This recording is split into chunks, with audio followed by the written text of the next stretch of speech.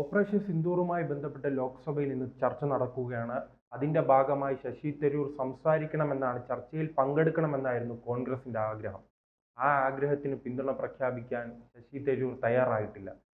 എന്താണ് കോൺഗ്രസ് ഒരു വഴിക്ക്, ശശി തരൂർ മറ്റൊരു വഴിക്ക്? എന്തുകൊണ്ടാണ് ഇങ്ങനെ സംഭവിക്കുന്നത്? കോൺഗ്രസിന്റെ ഉദ്ദേശം കടിച്ച പാമ്പിനെ കൊണ്ട് വിഷമറയ്ക്കാൻ പറ്റുമെന്നുള്ളതാണ്. കാരണം കോൺഗ്രസിന്റെ വക്താവായിട്ട് ഇന്ത്യയെ പ്രതിനിധീകരിച്ച് ദേശത്തിൻ്റെ അഭിമാനമായി USA അടക്കമുള്ള രാഷ്ട്രങ്ങളിൽ ചെന്ന് ശശി തരൂരാണ് പ്രസംഗിച്ചത്.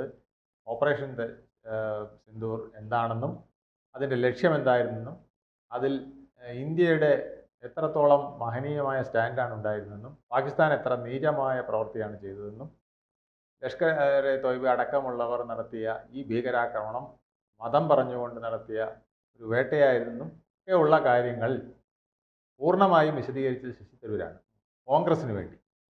ഇത് മാത്രമല്ല, UBTക്ക് വേണ്ടി, CPMന് വേണ്ടി. അല്ല, കോൺഗ്രസിന് വേണ്ടി എന്ന് പറയുമ്പോൾ ആ പട്ടികയിൽ ശശി തരൂർ ഇല്ലായിരുന്നു. അല്ല, അത് പറഞ്ഞിട്ട് കാര്യമില്ലല്ലോ. കോൺഗ്രസിന്റെ വക്താവായിരിക്കുമ്പോൾ പട്ടികയിൽ ഇല്ലായിരുന്നു എന്ന് പറഞ്ഞിട്ട് കാര്യമില്ല.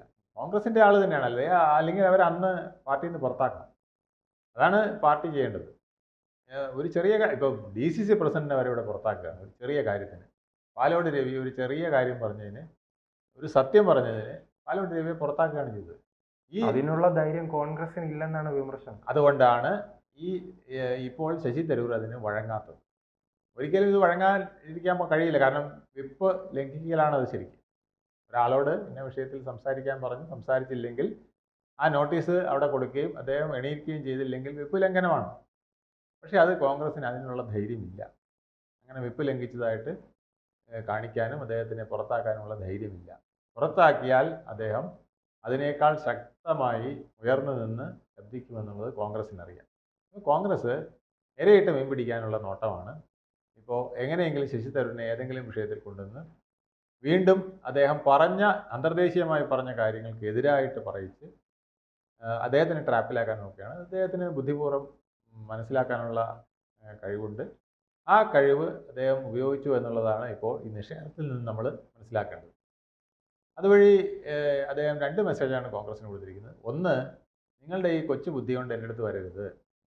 ഞാനൊരു സ്റ്റാൻഡ് എടുത്തിട്ടുണ്ട്. ആ സ്റ്റാൻഡ് ദേശത്തിന് അനുകൂലമായിട്ടുള്ളതാണ്. അപ്പോൾ ദേശവിരുദ്ധനായിട്ട് എന്നെ ചിത്രീകരിക്കാൻ നിങ്ങൾ നോക്കരുത് എന്നുള്ളത് ഇൻഡയറക്റ്റായിട്ട് പറഞ്ഞിരിക്കുകയാണ്.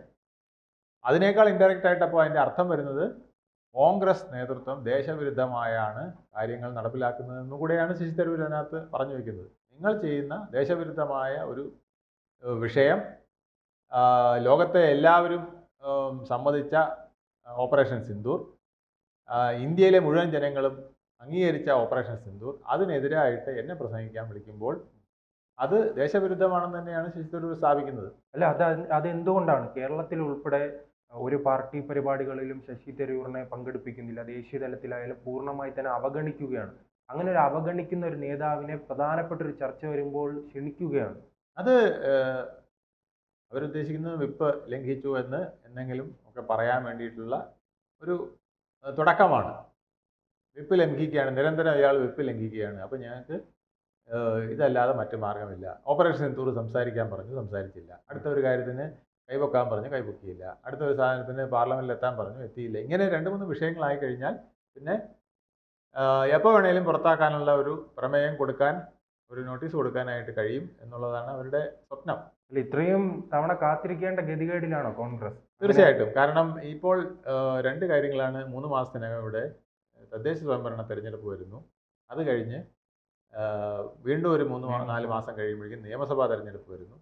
ഈ 6 മാസത്തെ കാലയളവിനിടയ്ക്ക് ശശി തരൂരിനെ കോൺഗ്രസ് ആയിട്ട് എന്തെങ്കിലും ചെയ്താൽ ചിലപ്പോൾ പണി പാളും. കോൺഗ്രസ് ഉദ്ദേശിക്കുന്നതിനേക്കാൾ വലിയ വ്യക്തിത്വമാണ് ശശി തരൂരെന്ന് കത്തോലിക്ക ബിഷപ്പുമാരുടെ വാക്കുകളിൽ നിന്ന് നമ്മൾ മനസ്സിലായില്ലേ? വേർഡ് സ്മിത്ത് എന്നാണ് ബിഷപ്പുമാർ വരെ പറയുന്നത്. വാക്കുകളുടെ ഒരു സ്മിത്താണ്, മനസ്സിലായില്ലേ? വാക്കുകൾ മിനുക്കി തേച്ച് പറയുന്ന ഗോൾഡ് സ്മിത്ത് എന്നൊക്കെ നമ്മൾ പറയില്ലേ, സ്വർണ്ണപ്പണിക്കാരൻ. അതുപോലെ വേർഡ് സ്മിത്ത്, വാക്കുകളുടെ ഒരു പണിക്കാരനാണെന്നാണ്. വാക്കുകൾ ഭംഗിയായിട്ട് ചെത്തി മിനുക്കി ഉപയോഗിക്കുന്ന ആളെന്നുള്ളതാണ് വേർഡ് സ്മിത്ത് എന്ന് പറഞ്ഞാൽ അർത്ഥം. വാക്കുകളുടെ ഒരു ചാതുര്യമുണ്ടാക്കി അത് ഒരു ആഭരണമാക്കി അണിഞ്ഞുകൊണ്ട് നടക്കാൻ കഴിയുന്ന, സ്വർണ്ണാഭരണം പോലെ അണിഞ്ഞുകൊണ്ട് നടക്കാൻ കഴിയുന്ന ആളെന്നുള്ള അർത്ഥത്തിലാണ് അത് പറഞ്ഞത്. അതിൻ്റെ അർത്ഥം എന്താണ്? അദ്ദേഹത്തിന് അതിഭയങ്കരമായ ഒരു അപ്പീൽ ജനങ്ങളുടെ ഇടയിൽ ഉണ്ട് എന്നുള്ളതല്ലേ. ഇന്നലെ നമ്മുടെ അടൂർ ഗോപാലകൃഷ്ണൻ തന്നെ പറഞ്ഞത് എന്താണ്? അദ്ദേഹത്തിൻ്റെ പൊക്കം ആണ് ഏറ്റവും വലിയ പ്രശ്നം. ഇത് നമ്മളൊരു ഡിസ്കഷനിൽ പറഞ്ഞതാണ്, ഞാൻ പറഞ്ഞതാണ്.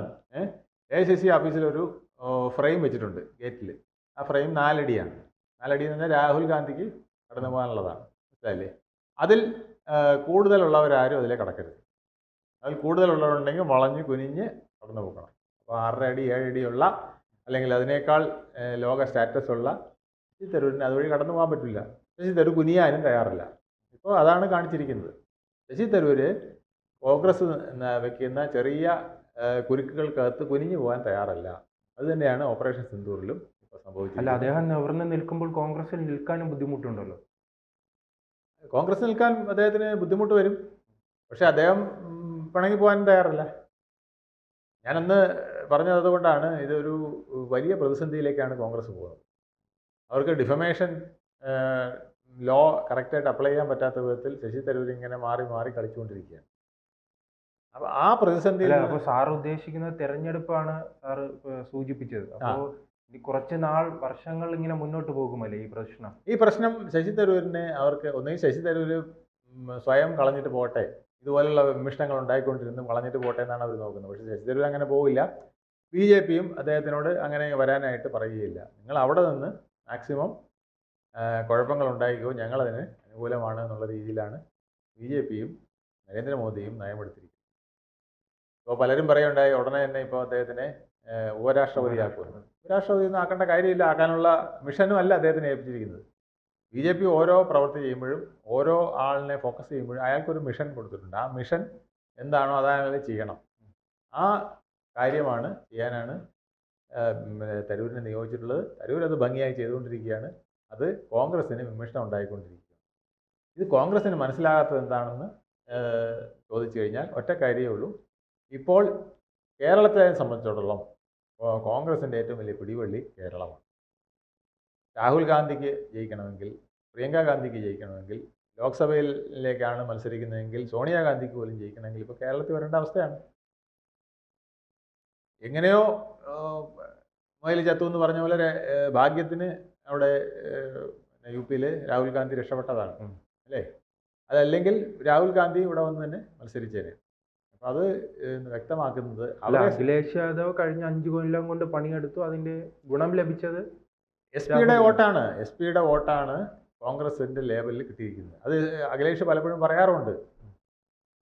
SP-യുടെ പിന്തുണയാണ് കോൺഗ്രസിനെ UP-യിൽ നിലനിർത്തുന്നതെന്ന് അദ്ദേഹം ഭംഗിതരേണ പല ഇന്ത്യ മുന്നണിയുടെ ചർച്ചകൾക്കും അദ്ദേഹം സൂചിപ്പിച്ചിട്ടുണ്ട്.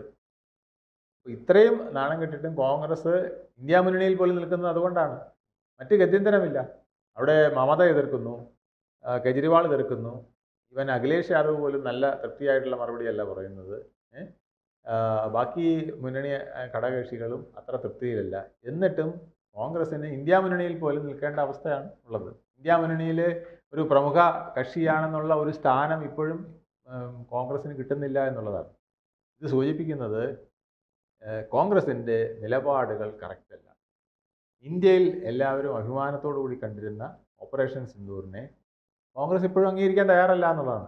കൂടുതൽ വാർത്തകളും വിശേഷങ്ങളും നിങ്ങളിലേക്ക് എത്താൻ ABC മലയാളം സബ്സ്ക്രൈബ് ചെയ്യുക, ബെൽ ബട്ടണും അമർത്തുക.